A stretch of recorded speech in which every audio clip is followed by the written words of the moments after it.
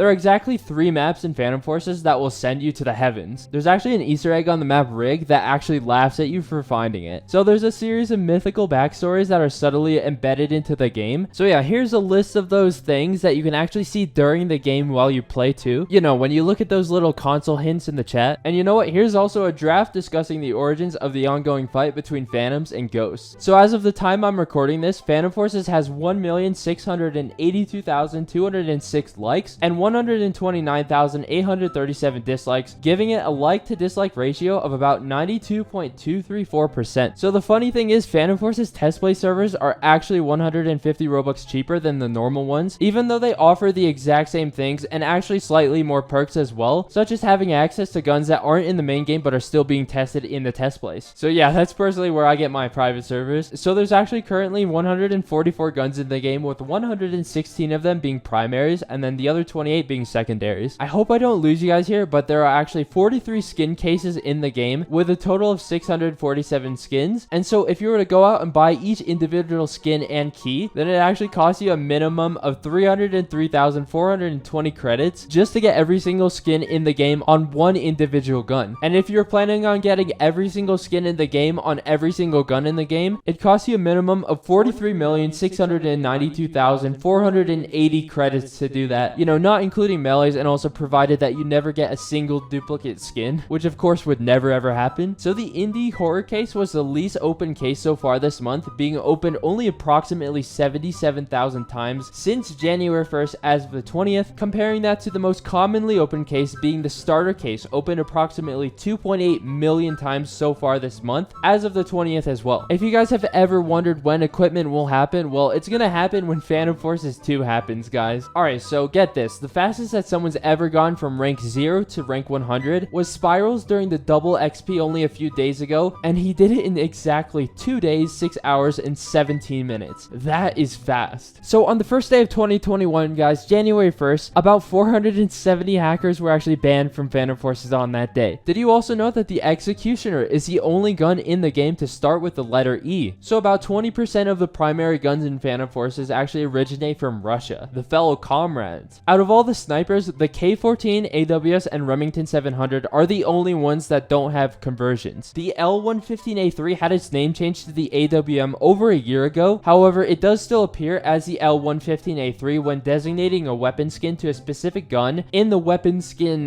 thing. Here's a graph of how much credits you receive per XP needed to rank up as you go up the ranks. And so the x-axis actually designates the rank you are, and then the y-axis is supposed to represent the amount of credits that you gain per single XP. Alright, so the SFG50 is actually the only lowercase gun in the game, which appears in the main lobby and in the kill feed while you're playing. So out of all the melees, the Darkheart, Noob Slayer, Icemorn, and Void Staff are the only ones that make noises in the lobby, and the only other weapon in the game that also does this is the frag, which is clearly not a melee. The WA2000 and the FAMAS F1 with the long barrel are the only guns in the game that do have a bipod stand, which is weird considering the amount of LMGs and snipers that we have in the game that maybe should have bipod stands. Alright, so get this, guys. In some skin cases, such as like the indie horror case and the camo case, and also like the Crimbo case, you're actually more likely to roll the very rare skin than a specific individual rare skin. And also in extreme cases, such as many of the tier 1 cases, including the 4 starter cases and the splatter case, you're actually more likely to roll a very rare than a specific individual uncommon skin. So for instance, the chances of rolling a gold skin, which is a very rare, are about 2% more than the chances of rolling the bronze skin, which is only an uncommon. The current straight pull bolt animation for snipers does actually closely resemble the old sniper animation that was actually developed over 6 years ago. Alright, so guys, lesson up. If you guys want to get a god status skin, you might want to pay attention to this one. Alright, so there's 10 rare skins in the creator case out of 50 skins total, and you have a 10% chance of getting one of those rare skins. So out of those 10 rare skins, 2 of them are god status skins, so 20% of the rare skins are god status skins. So if you did want to get a god status skin, it would take roughly 10 skins to get a rare case, and then you would have to do that about 5 times on average to get your god status skin, meaning it would take a total of 50 rolls just to get one single god status skin on average, which, taking into account the cost of cases and keys, would cost about 690 credits per skin, coming up to a grand total of just about 35,000 credits needed to just get one god status skin on average. So there are currently 24 maps in the current main game map rotation in Phantom Forces. The frag grenade is the only weapon in the game that explicitly tells you it's capable one-shot range. The Phantom Force's console chat releases a new hint exactly every 5 minutes. The AK-12C doesn't have a burst because any AK, prototype or finalized, that fires 7.62 by 39mm does not come with the 1K burst. And for my last fact, you actually don't always get a victory case reward for winning a game, which is kind of sad because I won a game the other day